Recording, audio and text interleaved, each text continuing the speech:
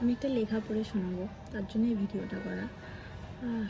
লেখাটা আমি অনেক দিন আগে লেখা শুরু করেছিলাম, কিন্তু আমি লেখাটা মাঝখানে শেষ করিনি। তো লেখাটা আমি এখন শেষ করে নিয়েছি। লেখাটা একটা ছোটো একটা লেখা, তো আমি লেখাটা একটু পড়ে শোনাবো। লেখাটা খানিকটা এরকম: অনিচ্ছাকৃত এক বিদায়, তোর প্রতি অধিকারের অভাবে নাকি না ডাকা এক অভিমান।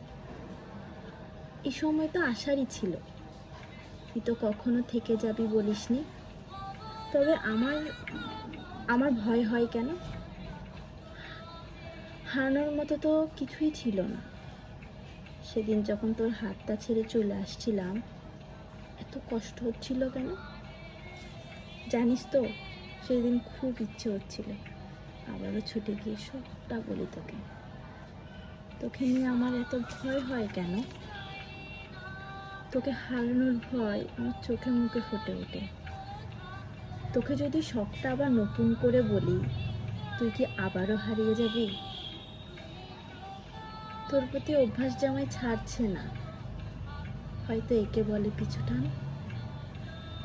তুই তো যে সবসময় বলতিস ছেড়ে অনেক দূরে চলে যাবে, তখন বুঝতাম না ছেড়ে যাওয়া কেমন হয়।